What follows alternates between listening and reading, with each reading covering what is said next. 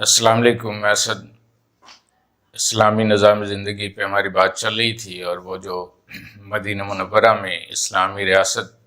جو نبی اکرم صلی اللہ علیہ وسلم نے قائم کی اور اس قائم کرنے میں جو جہد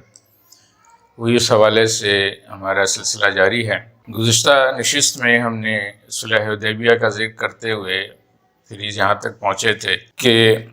خیبر کے لیے نبی اکرم صلی اللہ علیہ وسلم نے 1600 صحابہ کی جماعت کو لے کر کے بڑھے، اور ان میں سے 200 کو آپ نے حضرت عثمان رضی اللہ تعالیٰ کی قیادت میں راستے میں جو ہیں وہ ان کو نگرانی پہ لگایا تاکہ بنو غطفان اور دیگر قبائل جو ہیں یہود کی مدد کو نہ پہنچیں، اور اس طرح پھر 1400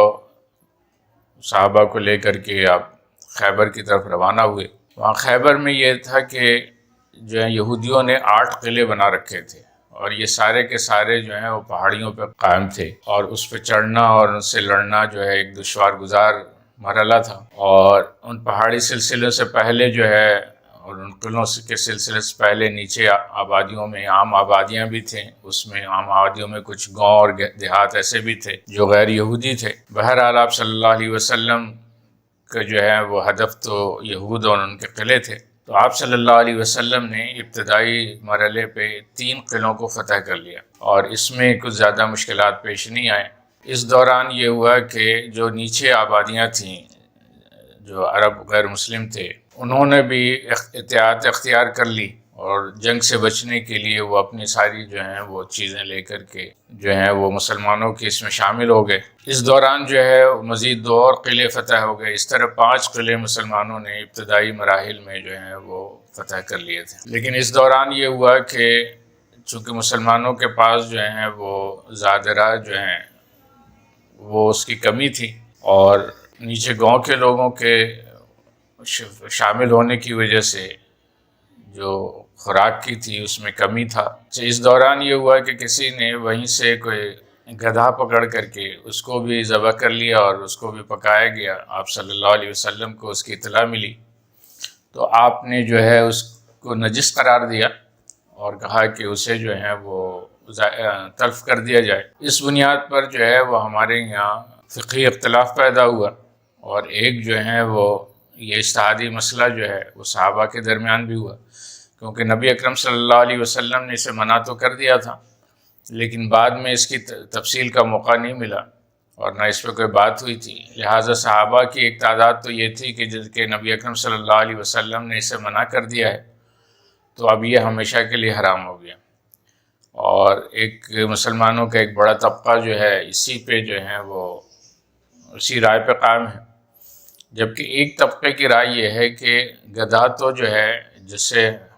یہ وہ گدھا ہے جو ہمارے معاشرے میں جسے ہمارے یہاں بھی بوجھ اور اس کے ضروریات کے لیے استعمال کیا جاتا ہے، بوجھ ڈھونے کے لیے، اسے جو ہے وہ اہلی کہتے ہیں، اور اسی کے گدھے کی ایک نسل ہے جو جنگلی ہوتی ہے جسے زیبرا کہتے ہیں۔ یہ دونوں گدھے ہی ہیں، وہ جو ہے جنگلی گدھا جو ہے وہ زیبرا کہلاتا ہے، اور یہ جو پالتو جو ہیں گدھے ہیں یہ جو ہیں وہ اہلی کہلاتے ہیں۔ تو زیبرا جو ہے وہ حلال ہے، اور اسی طرح گدھے سے جو متصل جو ہے وہ نسل ہے وہ گھوڑوں کی ہے قریب ترین، وہ بھی حلال ہے۔ تو یہاں پر ایک صحابہ کی یہ رائے، یہ جماعت کی ایک رائے آئی کہ یہ گدھا جو ہے اس کی گوشت نبی صلی اللہ علیہ وسلم نے اس لیے ضائع کروایا کہ اس کی جو ہے وہ تعین نہیں ہوا تھا کہ یہ مال غنیمت، کیونکہ ابھی مال غنیمت تقسیم نہیں ہوا تھا، لہٰذا کہاں سے یہ گدھا پکڑا گیا اور کس کی یہ ملکیت تھی یہ واضح نہیں تھا، اسی وجہ سے جو ہے آپ صلی اللہ علیہ وسلم نے اس کو ضائع کروایا۔ اور اس کے ثبوت میں ایک اور بات آپ کرتے ہیں کہ بھئی وہ جو وہاں کے آس پاس کے کھیتوں سے لہسن بھی حاصل کیے گئے تھے، تو آپ صلی اللہ علیہ وسلم نے وہ لہسن کو بھی ضائع کروایا تھا۔ عموماً ہمارے یہاں گدھوں پہ بات تو ہوتی ہے لیکن لہسن کا ذکر نہیں آتا، تو وہ اسی ثبوت کی بنیاد پہ کہتے ہیں کہ آپ دیکھیں کہ لہسن کبھی بھی مسلمانوں پہ حرام نہیں ہوا، وہ آج بھی استعمال ہو رہا ہے، لیکن اس وقت بھی وہ چونکہ مال غنیمت میں تقسیم نہیں ہوا تھا، ابھی جنگ جاری تھی اور اس کو لوگوں نے کھیتوں سے حاصل کر لیا تھا، اس لیے نبی اکرم صلی اللہ علیہ وسلم نے اس کو بھی ضائع کروایا۔ تو بہرحال یہ جو چھٹا قلعہ ہے جس کا نام قموس تھا، یہ زیادہ بڑا قلعہ تھا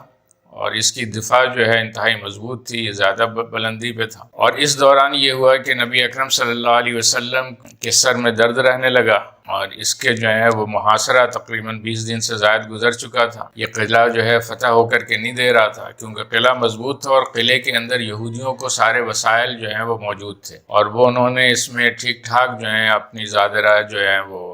ضروریات کی زندگی اور دفاع کے سامان جو ہیں وہ رکھے ہوئے تھے، تو اس لیے وہ بھی اندر اطمینان سے بیٹھے ہوئے تھے۔ تو بہرحال اس کے بعد جو ہے نبی اکرم صلی اللہ علیہ وسلم نے ایک دن فیصلہ کیا کہ کل میں اس شخص کو اس کی فتح کی قیادت دوں گا، اس پہ حملہ آور ہونے کی ذمہ داری دوں گا، جو اللہ اور اس کے رسول سے محبت رکھتا ہے۔ تو یہ جو ہے سب کو جو ہے وہ کی توجہ ہوئی کہ کون خوش نصیب ہوگا جس کو یہ جو ہے یہ ذمہ داری ملے گی۔ اگلے دن نبی اکرم صلی اللہ علیہ وسلم نے یہ ذمہ داری جو ہے حضرت علی رضی اللہ تعالیٰ عنہ کو دی، اور آپ نے اس قلعے کو فتح کیا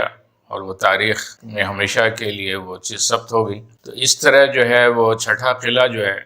وہ حضرت علی رضی اللہ تعالیٰ عنہ کی قیادت میں، جس کا نام قموس تھا، وہ فتح کیا گیا۔ اس کے علاوہ دو اور قبیلے تھے، ایک قلعہ جو ہے زبیر تھا اور ایک قتیبہ تھا، یہ دونوں بھی بڑے اہم قبیلے تھے، اور اس میں جو ہے قلعہ زبیر میں جو ہے ان کو بھی ایک ایڈوانٹیج یہ تھا کہ انہوں نے اس میں سارے سامان اور چیزیں جو ہے وہ بھر رکھی تھیں، اور لیکن پانی کے لیے ان کا یہ تھا کہ یہ پہاڑی کے پیچھے جو ہے ایک پانی کا چشمہ تھا، رات کو یہ خاموشی سے پیچھے اترتے تھے اور وہاں سے پانی حاصل کر لیتے تھے۔ نبی اکرم صلی اللہ علیہ وسلم کو جب پتہ چلا تو آپ نے جو ہے وہ پانی پہ رات پہ پہرا بیٹھا دیا، تو جب جو ہے ان کے پاس پانی کی بندش ہو گئی تو پھر انہوں نے سرنڈر کیا اور یہ قلعہ زبیر جو ہے یہ بھی مسلمانوں کے ہاتھ آ گیا۔ پھر 8واں قلعہ جو ہے القتیبہ مضبوط ترین قلعہ تھا، اور یہودیوں نے اپنے سارے خزانے اور مال اسباب جو ہیں سونے چاندی جتنی بھی قیمتی چیزیں ہیں وہ سب انہوں نے یہاں چھپا رکھ کے رکھے تھے۔ تو آپ صلی اللہ علیہ وسلم نے اب تک کی جنگ میں پہلی بار جو ہے وہ ہتھیار استعمال کیے جو ابھی تک مسلمانوں نے استعمال نہیں کیے تھے، اور وہ ہے منجنیق، جسے آج کی زبان میں ہم توپ کہتے ہیں۔ تو یہ توپ کا استعمال جو ہے غزوہ خیبر میں استعمال ہوا قلعہ قتیبہ کے محاذ پر، اور اس کے نتیجے میں پھر یہودیوں کو شکست ہوئی، اور یہ جو ہے پورا خیبر کا علاقہ فتح ہو گیا۔ ان فتوحات کے بعد جو ہیں نبی اکرم صلی اللہ علیہ وسلم نے یہودیوں کو جمع کیا، اور انہوں نے بھی نبی اکرم صلی اللہ علیہ وسلم سے یہ عرض کیا کہ ہم جو ہیں یہاں سے کہاں جائیں گے، تو ہمیں رہنے دیا جائے، ہم آپ کی کھیتوں پہ کام کریں گے۔ اور